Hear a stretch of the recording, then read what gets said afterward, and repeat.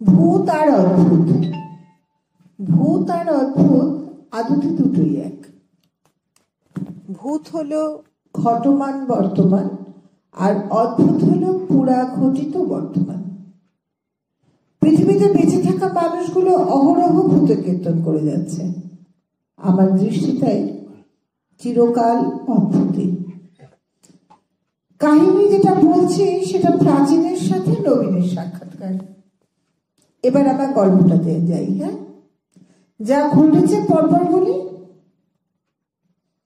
বহুকাল আগে ভোরের আলো ফোটার আগে ট্রামের নিচে নিজেকে বিছিয়ে দেওয়া এক স্বনামধন্য কবি পরপারে গিয়ে স্বর্গলাভ করলেন। কিন্তু স্বর্গের দিকে গেলেন না, চিত্রগুপ্তের পাশে একটা টুল নিয়ে বসে গেলেন। কখনো মরা মানুষের দেখাশোনা করেন, কখনো বা শুধুই চিমনি, এমনটাই চলছিল। অবশেষে গুপ্তবাবু নিজেই উদ্যোগ নিয়ে একটা ছোট ঘরের ব্যবস্থা করে দিলেন। ছোট একটা তক্তপোষ, কিছু বইপত্র রাখা, ওখানেই তার আস্থানা। নিজের লেখা আজকাল তেমন আর কিছুই মনে পড়ে না তার, কেবল সমারূঢ় কবিতাটা পেছনে করতে চায় না। বিড়বিড় করে মাঝে মাঝেই বলে, বড় তুমি নিজেই না লিখো, নিজেই লেখো নাকি একটু কবিতা। বলিলাম ম্লান হেসে। ছায়াপিণ্ড দিল না উত্তর। বুঝিলাম সে তো কোনো কবি নয়, সে আরূঢ় ভণিতা। অজর অক্ষর অধ্যাপক, দাঁত নেই, চোখে তার অক্ষম পিছুটি। কবিতাটা আজও ভীষণ ভাবায় থাকে। সমস্যা শুরু হলো নিত্য নতুন আগুন ছাড়া উৎপাদনশীল কবিদের আগমনে। চিত্রগুপ্তের খাতায় সই করে সোজা জীবনানন্দের শোভাগৃহে ঢোকেন। খাটে জায়গা কমতে লাগলো। মেঝেতে শীতল পাটি বিছিয়ে একে একে জয়দেব, ভাস্কর, বিতোষক, মল্লিকায় ঘর ভরে গেল। আলোচনা, সমালোচনা, পর্যালোচনা, মুড়ি চপ খেতে খেতে। বার্তা ছিলই পৌলমী আসবে, কিন্তু পুজোর আগেই চলে আসার খবরটা ছিল না। পৌলমী প্রবেশের পথে প্রচুর পরিসংখ্যান নিয়ে এসেছে। বেশ কিছুদিন পত্রিকার সম্পাদক থাকার জন্য উঠতি কবি লেখকদের সঙ্গে তার পরিচিতি ঘনিষ্ঠভাবে।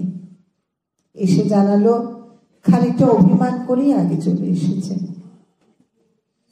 সোশ্যাল নেটওয়ার্কে লক্ষাধিক কবি লেখক প্রতিদিন তৈরি হচ্ছে। একটি লেখা পড়তে পারে না, অন্তত 100-2 লাইক আর কমেন্টস এর তোলপাড়।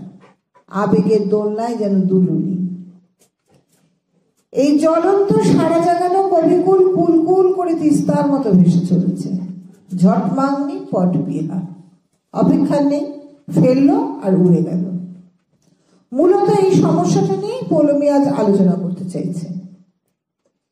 প্রিন্ট প্রকাশনী ঢিলেমি আর পাঠকদের পরবার পুড়েমি তারা সইতে হচ্ছে না তাদের। জীবনানন্দ তার অক্ষমতার কথা বললেন, কারণ তিনি এই সমস্যার সম্মুখীন হননি। সুভাষ মুখোপাধ্যায়, জয়দেব বসু ও সায় দিলেন। আলোচনা জমিয়ে উঠল। দরজার আড়ালে দাঁড়িয়ে চিত্রগুপ্ত মাঝে মাঝে নীরব শ্রোতা হয়ে সব শোনেন। বাধা দেওয়ার সাধ্য নেই, এদের যা শানিত কলম না। সেদিন দাসবাবু যখন তার দিকে তাকিয়ে আবৃত্তি করছিল যে চোখে তার অক্ষম পিছুটি, মনে হচ্ছিল বলেন, আরে মশাই পরিষ্কার করবো কখন বলতে পারেন?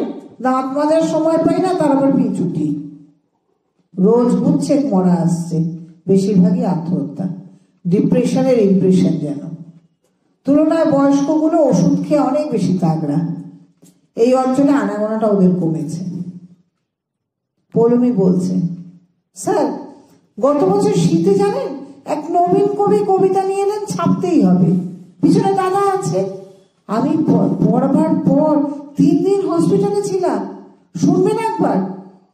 সমস্যারে কবিরা বলে উঠল, হোক হোক, কবিতাটা হোক। শুনুন, বৃত্তে আছে জ্যাক, ঘুরিয়ে নিলেই জ্যাকেট, সবার আছে পকেট। মাফলারের মাপ, সঙ্গী কফি 1 কাপ। বুকের ভেতর জ্বলছে কুপি, প্রিয়তমা তুমি পড়ালে কেন টুপি? এই প্রেম ছত্রটি শোনা মাত্রই সুভাষ মুখোপাধ্যায় গো গো করে জ্ঞান হারালেন।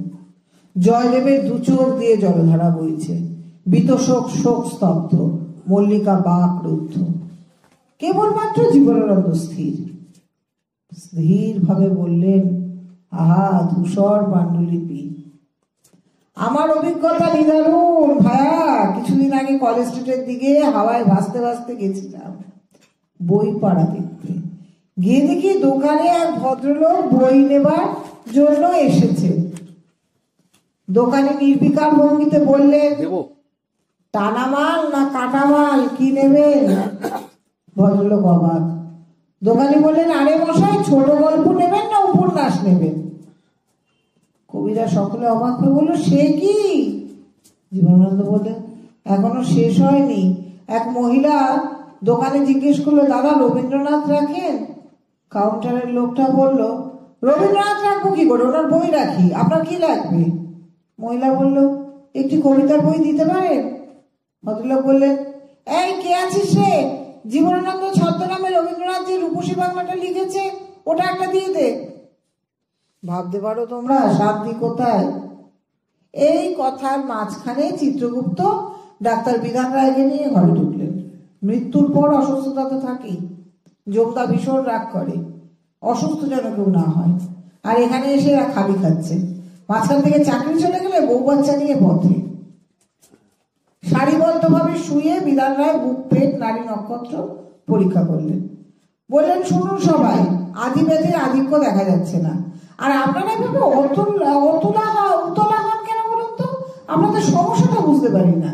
দেখুন, এক হাত গামছা দিয়ে গোটা গাটা ঢাকা সম্ভব নয়। হয় মেরে নিন, না উলঙ্গ থাকুন। সহিষ্ণুতা ব্যাপারটা নিয়ে তো ভাবতে হবে। সুকুমার রায়ের ওই গল্পটা ভুলে গেলে চলবে? যে লোকটা অদ্ভুতভাবে নামকরণ করত। জুতোর নাম অবিমৃষ্যকারিতা, ছাতার নাম প্রত্যুৎ মন্ত্রিত্ব, গাঢ়র নাম পরম কল্যাণ গণেশু, আর সদ্য তৈরি বাড়িটার নাম কিং কর্তব্য বিমূঢ়। ভূমিকম্পে ঝুরঝুর করে পড়ে গেল কিং কর্তব্য বিমূঢ়। ভাবুন, দেখুন কত স্বপ্ন দেখেছি এক সময়, লবণ হ্রদ, দুর্গাপুর, নতুন বাংলা গড়ার স্বপ্ন। কিন্তু কি হচ্ছে এখন? সেতু ভঙ্গ, আর যত্রতত্র গজিয়ে উঠছে কতগুলো মলমূত্র, সব ফ্রি, আর নয়তো অল্প টাকায়। যাই আমি, আজকে স্বর্গে হেলথ চেক আপ আছে, আমার কাজ আছে সকাল থেকে। ভোর হচ্ছে, ভূতের কীর্তন এবার বন্ধ হবে। আরেকটা রাতের অপেক্ষা। কেবল জীবনানন্দ দাস একা একা আবৃত্তি করছে, আমার হৃদয়ে ঘুম আসে না কো, ঘাই মৃগী ঢেকে যায়।